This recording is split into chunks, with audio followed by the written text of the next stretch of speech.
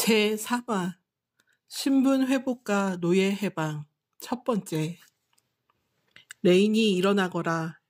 에르아나를 보고 싶은 마음에 한껏 울다가 지쳐 잠이 든 레인이는 어떤 남자가 자신의 이름을 부르는 것을 들었다.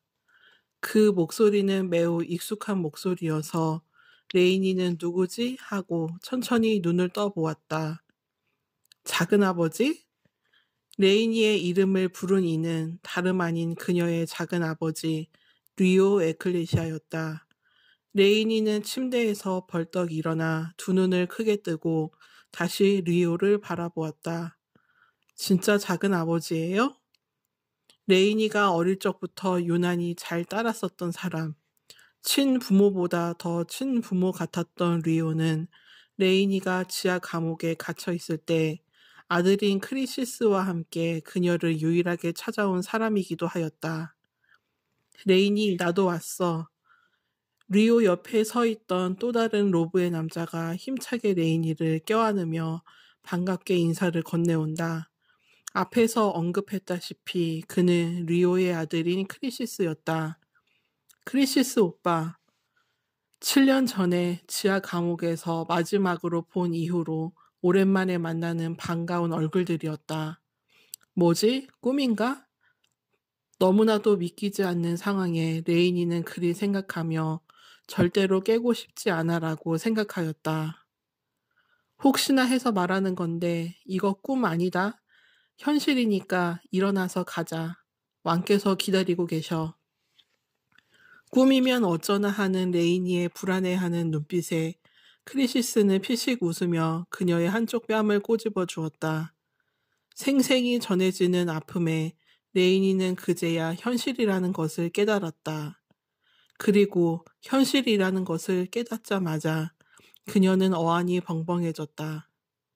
할 말은 많지만 일단 밖으로 나가자꾸나. 엘피스 경이 기다리고 있다. 리오는 레이니의 손을 붙잡고 방 밖으로 그녀를 끌고 나갔다. 잘그락. 레이니가 걸을 때마다 나는 쇠사슬 소리에 두 사람은 흘끔 그녀의 발을 쳐다보았다. 라세아크 공작가에 와 초라한 방에서 울다 잠이 든 그녀를 발견했을 때 얼마나 마음이 아팠는지 모른다. 발목에 족쇄와 쇠사슬, 그리고 흉터와 비쩍 마른 몸까지.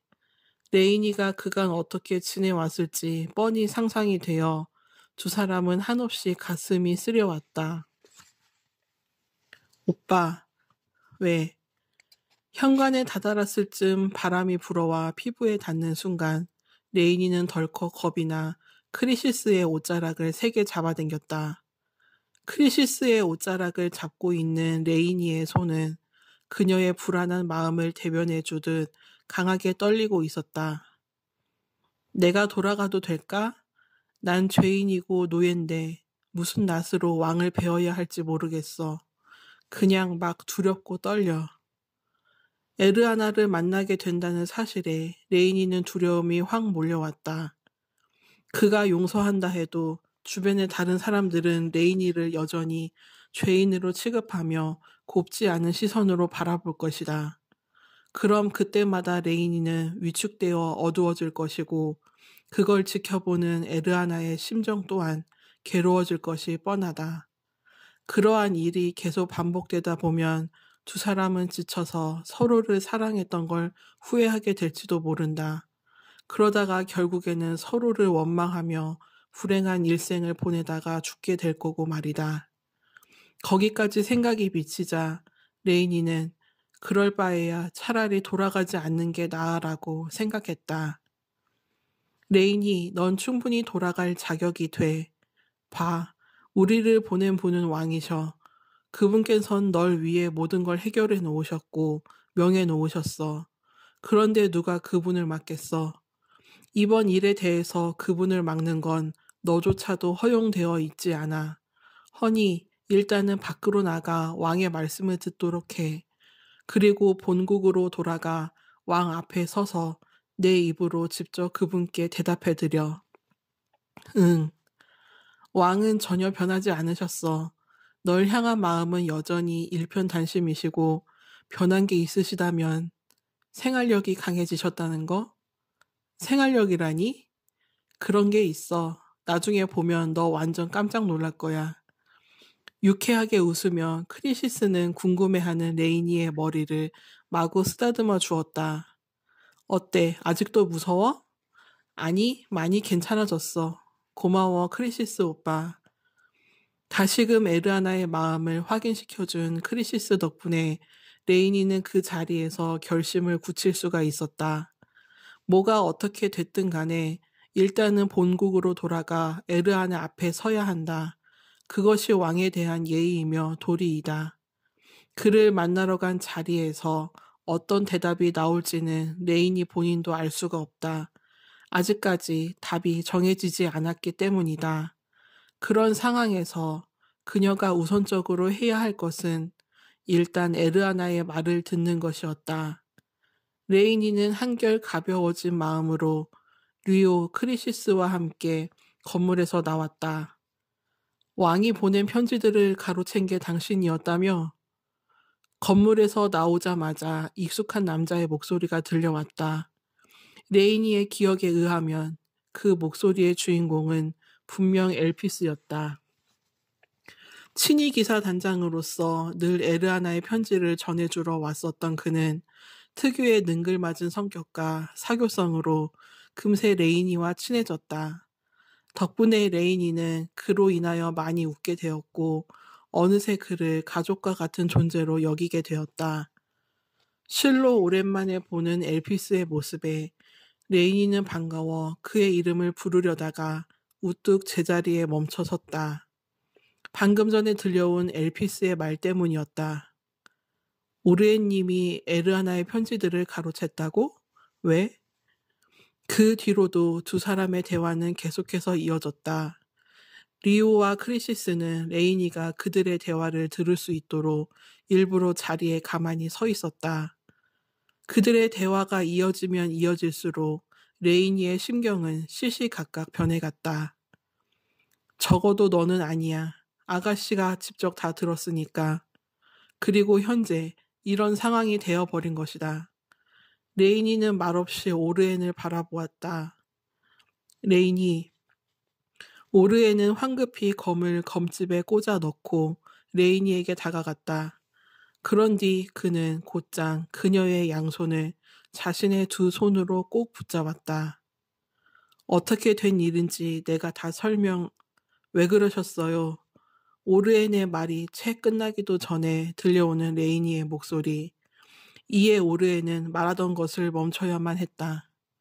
그에게 묻고 싶은 것이 많았으나 짧은 시간 안에 다 물을 수가 없어 레이니는 이 한마디에 모든 감정들과 모든 질문들을 다 쏟아 넣었다. 아까 전에도 들었다시피 널 사랑해서 그랬어. 미안하다는 말은 하지 않을 거야. 그렇게 해서라도 널 갖고 싶었으니까.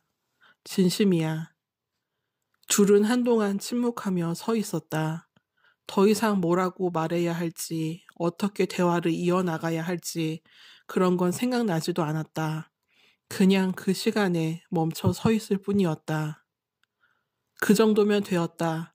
이제부턴 왕의 명령을 전할 것이니 죄인 레이니 에클레시아는 내 앞으로 와 무릎을 꿇도록 하라. 두 사람에게 충분히 시간을 준 리오는 타이밍 좋게 그들 사이에 끼어들어 분위기를 깨버렸다. 이제는 공무를 집행해야 할 때였다. 레이니가 에르아나의 명을 듣기 위해 자리를 떠나려 하자 오르에는 잡고 있던 레이니의 손을 힘주어 더 꽉 붙잡았다. 가지 말라는 뜻이었다. 갈 필요 없어. 넌 그냥 여기 있으면 돼. 나머지는 내가 알아서 할 테니 제발 가지 마. 죄송해요. 전 가야 돼요. 그 남자에게 다시 돌아가 봤자 널 기다리고 있는 건 고통뿐이야. 차라리 내 옆이 훨씬 행복하고 편하네. 다시 왕의 신부가 되겠다는 건 아니에요. 아직 전 결정하지 못했어요. 그도 그럴게. 전 그분을 사랑할 자격이 없는걸요. 다만 저는 샤르비트 왕국의 백성으로서 저의 주인이신 왕의 명령에 따라 본국으로 돌아가고자 할 뿐이에요. 돌아가서 그분께 이렇게 말씀드릴 거예요. 난 당신께 돌아갈 자격이 없는 죄인이라고 그저 한 명의 노예로서, 신하로서 취급해달라고 말이에요. 레이니는 결단을 내린 듯 목소리에서 결연함이 묻어나왔다. 이에 오르에는 더 이상 그녀를 붙잡고 있을 수 없다는 것을 깨달았다. 좋아, 지금은 보내줄게. 하지만 이거 하나만은 명심해. 난 절대로 널 포기하지 않을 거야. 그리고 반드시 내 곁으로 다시 데려올 거야. 무슨 수를 써서든. 그러면서 오르에는 잡고 있던 레이니의 손을 놔주었다. 레이니의 손을 놔주는 그 짧은 찰나의 시간 동안 그의 이성은 놔주지 말라고, 이대로 보내면 다시는 볼 수 없다고, 분명히 돌아오지 않을 거라고 그에게 강하게 경고를 해댔다. 손이 놓이는 순간 자유를 얻은 레이니는 망설이지 않고 거침없이 오르엔에게서부터 등을 돌렸다. 혼란함이 없어진 레이니의 발걸음은 힘차고도 가벼웠다. 리오를 향해 걸어가는 레이니의 뒷모습을 바라보며 오르엔은 속으로 분노를 터뜨렸다. 전부 다 죽여버릴 거야.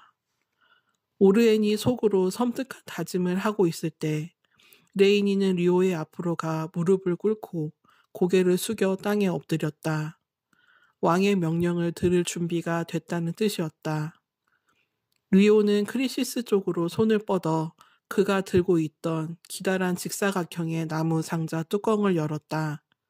그 안에는 붉은색 밀랍으로 인봉되어져 있는 둘둘 말린 종이가 들어져 있었다. 리오는 그 둘둘 말린 종이를 꺼내어 인봉된 것을 떼어냈다. 그리고 펼쳐들었다. 이윽고 위험에 가득 찬 리오의 목소리가 라세아크 공작가 안에 울려 퍼졌다. 그것은 리오의 목소리가 아닌 샤르비트 왕국의 왕, 에르아나 샤르비트의 목소리였다. 죄인 레이니 에클레시아는 들으라. 드디어 시작된 왕의 전원에 그 자리에 있던 라세아크 공작가 사람들은 마른 침을 삼키며 오르엔 곁으로 다가갔다. 오르엔이 행동을 멈춘 이상 그들도 멈춰서 지켜보는 수밖에 없었다. 너의 복역의 때가 맞춰졌으므로 내 죄가 사하여 없어졌나니 그러므로 너는 이 말을 듣는 즉시 노예의 신분에서 벗어나 자유해지도록 하라. 그리고 자유해진 동시에 너의 잃어버렸던 신분과 명예와 권력과 재산을 다시 찾음으로써 원래의 자리로 돌아와 내 앞에 굳건히 서라. 에르아나의 명령을 집중하여 듣고 있던 레이니는 깜짝 놀라 하마터면 고개를 번쩍 들 뻔하였다. 반역죄를 저지른 자는 노예가 되어 일평생을 노예로 살아가야 한다. 헌데 노예 신분에서 해방이라니. 역사상 그 어느 나라에서도 찾아볼 수 없었던 파격적인 명령이었다. 리오와 레이니를 지켜보고 있던 오르엔과 라세아크 공작가 사람들도 크게 놀라 저게 말이 되라는 표정들을 지어 보였다. 크리시스 오빠가 말했던 게 이거였나? 건물에서 나오기 전 두려워하는 레이니에게 크리시스가 해주었던 그분께선 널 위해 모든 걸 해결해 놓으셨고 명예 놓으셨어 라는 말. 대체 어떤 일을 해놓으셨기에 평생 노예로 살아가야 하는 반역죄가 사라질 수 있는 거야. 제국법에도 그런 법은 없는데. 레이니 에클레시아는 일어나도록 하라. 리오의 말에 레이니는 자리에서 일어섰다. 이에 리오는 에르아나에게서 받아온 열쇠를 꺼내어 레이니에게 다가갔다. 그런 다음 몸을 숙여 레이니의 발목을 묶고 있던 족쇄를 풀어주었다. 그렇게 양쪽 발목에 채워져 있던 족쇄를 모두 풀어버린 리오는 쓸모가 없어진 족쇄를 크리시스에게 건네주었다. 크리시스는 그것을 나무 상자 안에 집어넣었다. 레이니는 7년 만에 자신의 발을 자세히 들여다보았다. 처음 족쇄를 발목에 차던 날, 그날은 정말이지 생각하기 싫을 정도로 끔찍한 날이었다. 노예가 되어 타국으로 영구 추방당하던 형벌의 날이었기 때문이다. 그때부터 레이니는 자신의 발을 자세히 쳐다보지 않았다. 기분이 묘하네. 7년이라는 시간 동안 계속 차고 있다 보니 익숙해질 대로 익숙해져 빼고 싶다는 생각조차 하지 못했었다. 그런 족쇄가 양쪽 발목에서 떨어져 나가자 레이니는 묘한 기분이 들었다.